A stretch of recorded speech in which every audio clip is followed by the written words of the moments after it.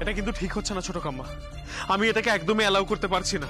আমার মনে হচ্ছে তুমি যেটা ভাবছো সেটা কিন্তু একদমই ঠিক হবে না। ডোডো, এসব কি বলছিস তুই? এটা ঠিক না মানে?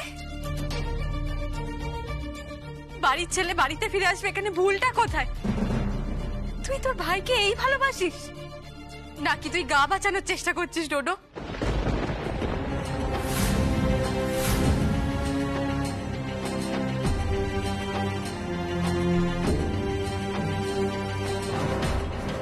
এই কথাটার কি মানে মা? আমি কি শুধু আমার জন্য বলছি? বাড়ির বাইরে বেরো না তো, তাই বাস্তবটা জানো না। তাতান এখানে থাকলে। ভাই, মায়ের সঙ্গে এইভাবে কথা বলবে না, অন্তত আমার সামনে নয়। আরে মায়ের মনটা দেখে তুই বুঝতে পারছিস না কিভাবে কয়েকদিন ধরে কান্নাকাটি করছে, ছেলেটার জন্য ছটফট করছে, সেটা তুই দেখতে পাচ্ছিস না? আরে বাবা, তোরই তো ভাই। হ্যাঁ, ছেলেটার নামে বিদেশে কেস ঝুলছে, হঠাৎ যদি ওকে পুলিশ অ্যারেস্ট করে নিয়ে যায় তখন? আর তার মধ্যে তুই তোর ভাইকে দূরে ফেলে রাখতে চাইছিস? তাও এই অবস্থায়, শরীরটা খারাপ, এমনকি কাউকে চিনতে পর্যন্ত পারছে না। সেটাই। আর তাতানদার নামে যেরকম কেস আছে, ওরা তো যে কোনো সময় এমবাসিকে কন্ট্যাক্ট করে তাতানদাকে অ্যারেস্ট করে নিতে পারে। ওরা তো দেখবেই না তাতানদার মেডিকেল কন্ডিশন কি, জাস্ট বিদেশে নিয়ে যাবে। না, তাতানকে কেউ কোথাও নিয়ে যাবে না, নিয়ে যেতে পারবে না।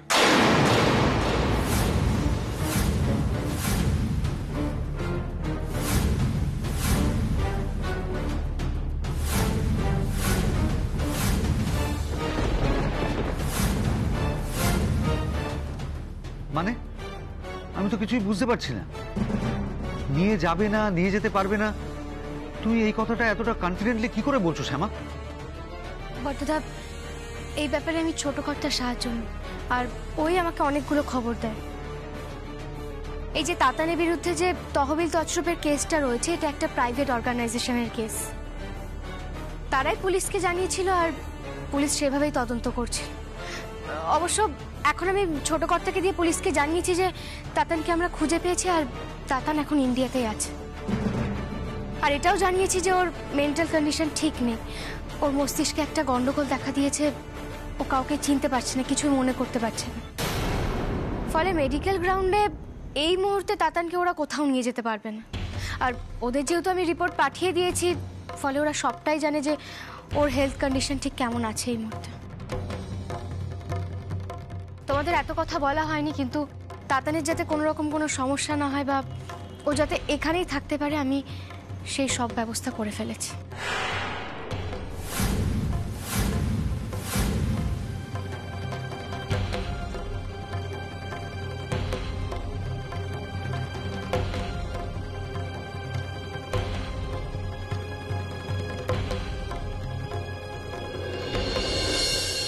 সত্যি মা? কাম্মা, তুমি সত্যি বলছো এখন থেকে তাতান দাদা আমাদের সাথে থাকতে পারবে? হ্যাঁ, থাকতে পারবে। আর এবার থেকে যা হবে সবটা ভালো হবে। এই কারণেই তো ঠিক করেছি ওকে বাড়ি ফিরিয়ে আনবো। সবার মধ্যে থাকলে, চেনা পরিবেশে থাকলে ও সবকিছু খুব তাড়াতাড়ি মনে পড়ে যাবে। কেন এইরকম একটা অপরাধ করলো, আদৌ ও করেছিল কিনা, নাকি ওকে কেউ ফাঁসিয়েছে, যা যা ও ভুলে গেছিল সবটা মনে পড়ে যাবে।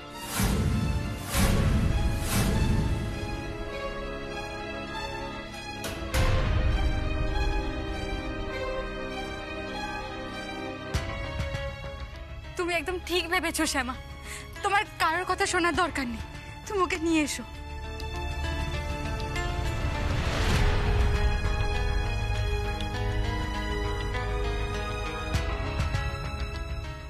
মা, মা তুমি চুপ করে আছো কেন?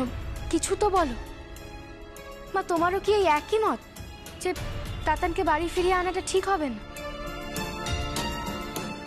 হ্যাঁ, আমি মানছি যে তাতানের মাথায় একটা সমস্যা দেখা দিয়েছে, কিন্তু মা ওর যা কন্ডিশন ছিল সেখানে ওকে যে আমরা বাঁচিয়ে তুলতে পেরেছি, এটাই তো অনেক বড় কথা। আর মা, এখন যদি ওকে বাড়িতে না ফিরিয়ে আনি, ওর তো কিছুই মনে পড়বে না। তাতান এত ভালো একটা স্টুডেন্ট, এত ভালো একটা ছেলে, ওর যদি স্মৃতি ফিরে না আসে তাহলে তো জীবনটাই নষ্ট হয়ে যাবে। না না শ্যামা, তুই যতদিন আমাদের এই পরিবারে আছিস ততদিন এই পরিবারের একজন সদস্যেরও জীবন নষ্ট হতে তুই দিবি না? আগে কখনো দিয়েছিস? সেই ভরসাটুকু আমার আছে তোর ওপরে। তুই যা সিদ্ধান্ত নিবি সেটাই ঠিক হবে। আসলে আমি চুপ করেছিলাম কেন জানিস? আমি দেখছিলাম আমার আরেক দাদু ভাইকে আর তার হবু বউকে। ওদের কথা শুনে তো মনে হচ্ছে না যে তাদের ভাই বাড়ি ফিরে এলে তারা খুব একটা খুশি হবে।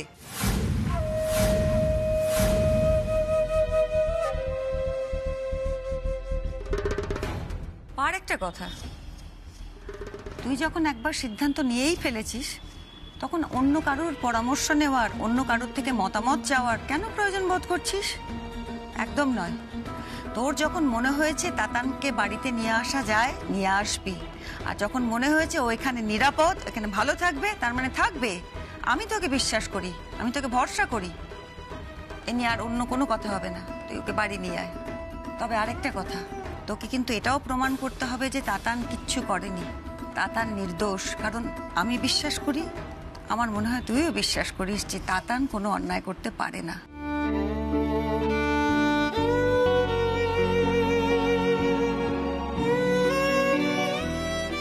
প্রমাণ করবো তো। ও স্মৃতি ফিরে এলে সবটা প্রমাণ করে দেবে। এই জন্যই তোকে বাড়িতে আনতে চাইছি আমি। ওর যখন সবটা মনে পড়ে যাবে তখন আমি প্রমাণ করবো যে ও নির্দোষ।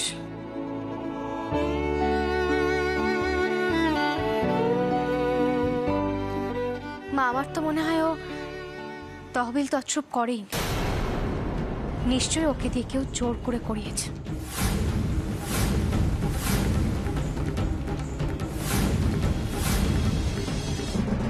যাকে যেটা বলছি সেটা তোমরা মন দিয়ে শোনো। দেখো, সামনেই তো ভাইফোঁটা। তো আমি চাই তাতান ফিরে আসার পর ধুমধাম করে বড় করে এই বাড়িতে ভাইফোঁটা পালন হোক। হ্যাঁ কাম্মা, তুমি তো এই প্ল্যানিংটা অনেক আগেই করেছিলে। হ্যাঁ মুন্নি, দেখো তোমরা ভাই বোনেরা এবার এক জায়গায় হবে। আমাদের তো বয়স হয়ে গেছে, এবার তো তোমাদের সবটা সামলাতে হবে। হ্যাঁ আর মা, তুমি দেখো ওদের সবাইকে যদি দায়িত্ব দিই না, ওরা সেই দায়িত্ব ঠিক ভালোভাবে পালন করতে পারবে। আমাদের ছেলেমেয়েরা সবকিছুর জন্য তৈরি আছে। কি পারবে না? কৃষ্ণা, চুপ করে দাঁড়িয়ে আছিস কেন? কি পারবি তো তোরা? আরে এই ডোডো, বল পারবি তো?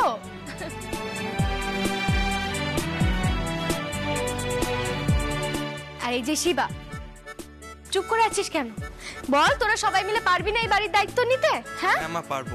তুমি আমাদের পাশে থাকলে কেন পারবো না?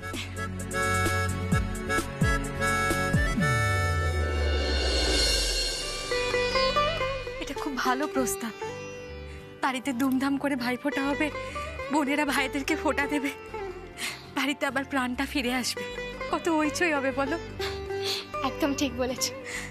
কি মা, এবার তো ভাইফোঁটা ধুমধাম করে পালন করতেই হবে। এই প্রথমবার সব ভাই বোনেরা এক জায়গায় হয়েছে। মা, ডোডো আর তাতান বিদেশ যাওয়ার পর তো এই প্রথমবার ভাইফোঁটা এখানে কাটাবে, তাই না? দেখো, এবার তো ভাইফোঁটা এই কারণে ধুমধাম করে করতেই হবে। আর মা বলছি, শোনো না, আমি একটা জিনিস ভেবেছি। এই ভাইফোঁটাটা মিটে গেলে ডোডো আর সিঞ্জিনের বিয়ের ডেটটাও ফিক্স করে ফেলবো।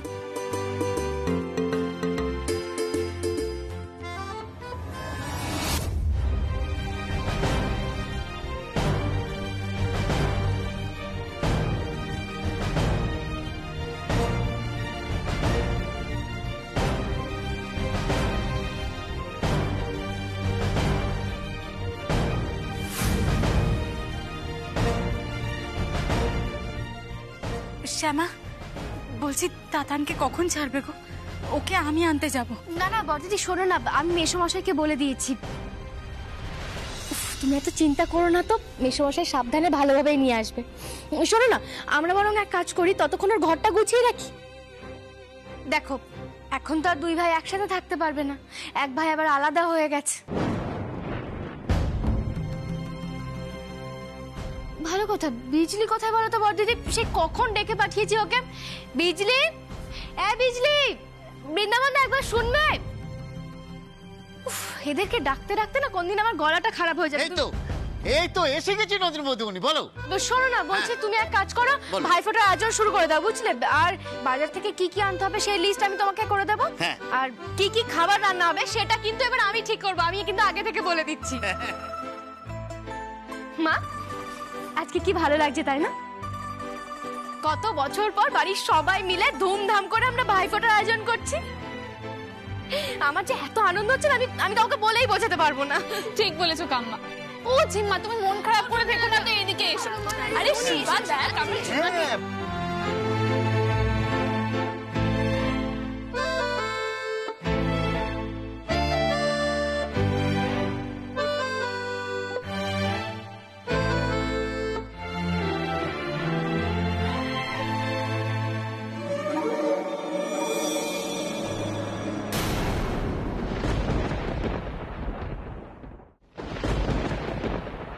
আমার তো মনে হচ্ছে এর পেছনে নিশ্চয়ই ছোট কামার অন্য কোনো উদ্দেশ্য আছে। তুমি প্লিজ ছোট কামার কোনো কথায় কান দেবে না। ও যদি সত্যি মস্তিষ্ক বিকৃতি ঘটে থাকে, মেমরি লস হয়ে থাকে, ওকে অ্যাসাইলামে নিয়ে যাওয়া হোক, হোমে নিয়ে যাওয়া হোক, অ্যাটলিস্ট রিহ্যাবে নিয়ে যাওয়া হোক। তা না করে ওকে বাড়িতে আনা হচ্ছে কেন? তুমি তো নিজেই দেখলে ও কিরকম রাফ বিহেভ করছিল হসপিটালে। কাউকে সহ্য করতে পারছে না, চিনতে পারছে না। ওই রকম একটা ছেলেকে বাড়িতে আনলে যদি কোনো ঝামেলা পাকায়, আমাদের কাউকে যদি অ্যাটাক করতে আসে, সে দায়িত্ব আমাদের।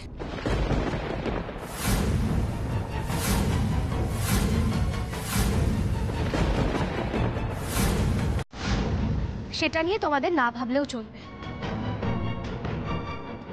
সে দায়িত্ব আমাদের। আর এই ব্যাপারটা নিয়ে তুমি এত টেনসড কেন হচ্ছ বলো তো সিঞ্জিন? ছোট কামা, দেখো সিঞ্জিন, ও আমাদের বাড়ির ছেলে।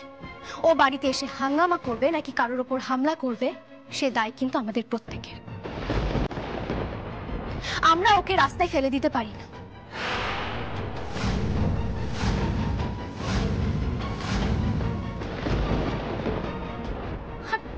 তার থেকে বড় কথা, তুমি এই কথাটা কি করে বলছো বলো তো?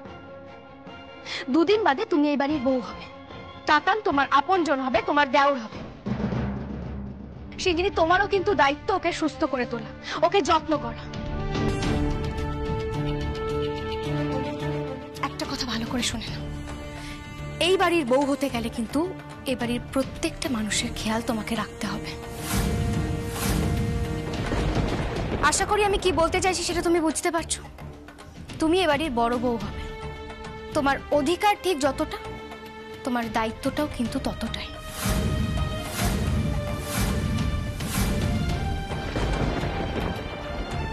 তাতান তোমার দেওর, ও আমাদের বাড়ির ছেলে, ওর সঙ্গে বড় একটা বিপর্যয় ঘটে গেছে। হ্যাঁ, ওর কিছু মনেও নেই এখন। তার মানে কিন্তু এটা নয় যে আমরা ওকে রাস্তায় ছুঁড়ে ফেলে দেব। আর তার থেকেও বড় কথা, তুমি এইরকম একটা মানসিকতা নিয়ে এই বাড়ির বউ হবে ভেবেছিলে?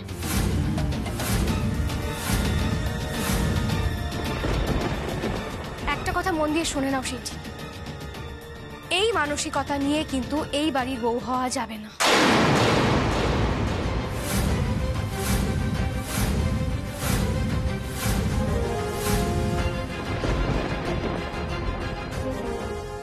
তাই বলছি, এখনো সময় আছে, নিজের মানসিকতা বদলাও।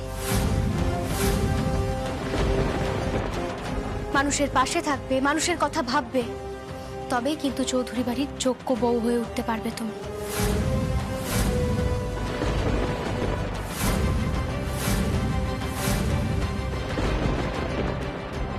ছোট কাম্মা, এই কথাটা বলা খুব সহজ। আচ্ছা, তুমি নিজেই ভাবো, আজ যদি তাতান আমাদের বাড়িতে এসে আমাদের অজানা মানুষ ভেবে ভয় পেয়ে আমাদের যদি কোনো ক্ষতি করে দেয়, তার দায় কি তুমি নেবে? ও যদি আমাদের ফিজিক্যালি কোনো হার্ম করে, তখন কি করবে তুমি?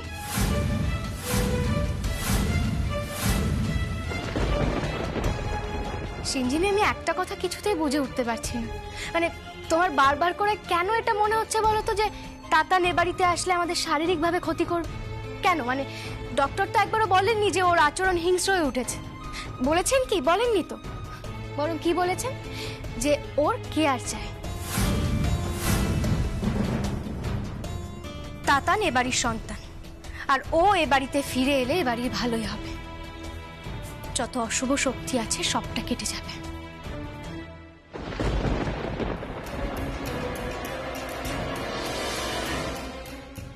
আর এটা আমার বিশ্বাস।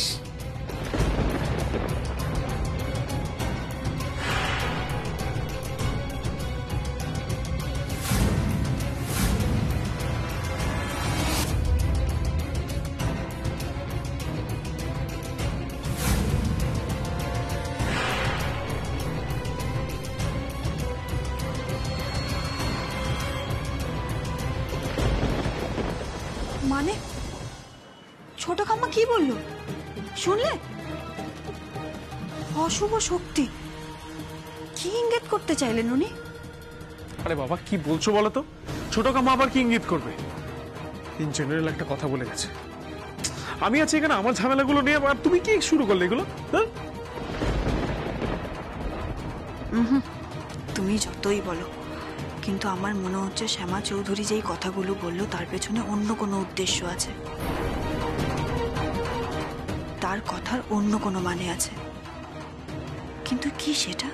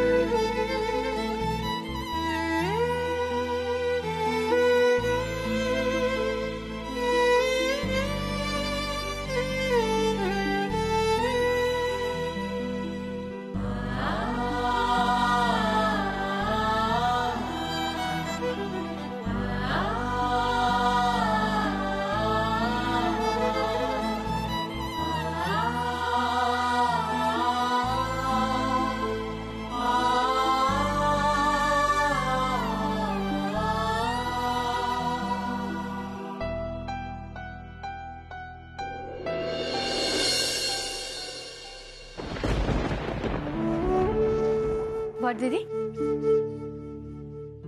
শ্যামা এসো না। আমি দুজনের ছোটবেলার ছবি দেখছিলাম, এতদিন পরে আবার দুজনকে একসাথে পেলাম। বলো, দুজনেই ফিরে এলো। পেতে তো হতোই দিদি। তাতানকে যতদিন না পর্যন্ত খুঁজে পেতাম আমি কি দম ফেলতে পারতাম বলো তো? জানি না শ্যামা, আমার না একটা জিনিস নিয়ে খুব ভয় করছে। তাতা নিজের টাকা তছরূপ করেছে এসব তোর কিছুই মনে নেই। এখন যদি পুলিশ এসে ওকে তুলে নিয়ে যায়, আমার না এটা ভেবেই খুব ভয় করছে শ্যামা।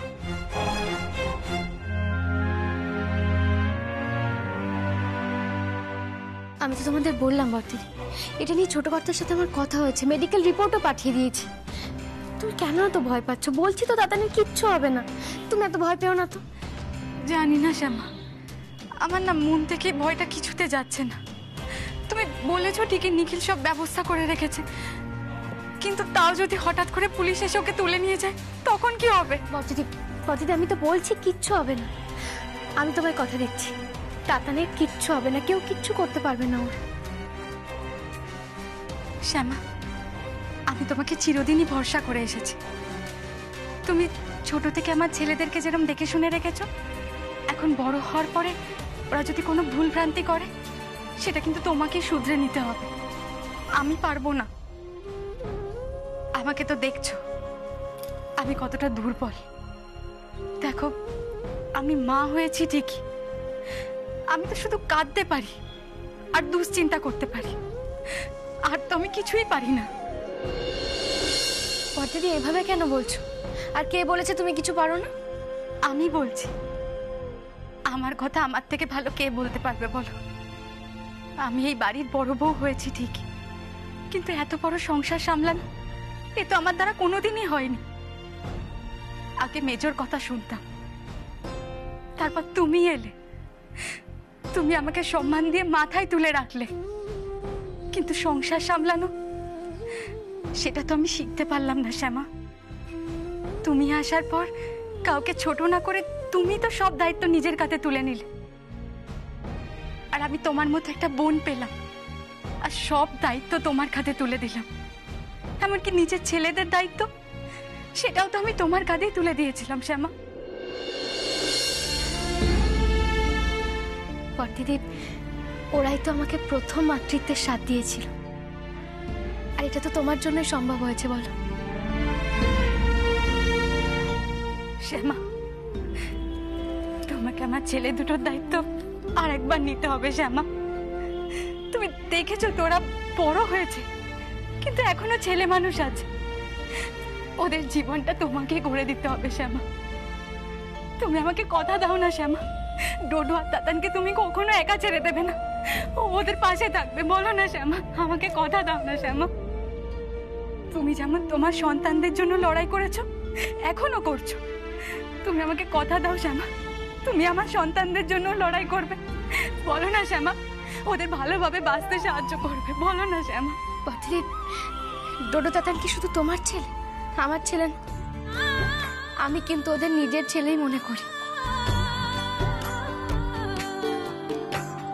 বড়দিদি, ওদের গায়ে যদি একটা আঁচড় লাগে আমি কি ঠিক থাকতে পারবো বলো তো? আমি সেটা সহ্য করতে পারবো না বড়দিদি। আমার উপর একটু ভরসা রাখো বড়দিদি। আমি তো বলছি ওদের কিচ্ছু হবে না, আমি ওদের কিচ্ছু হতে দেবো না।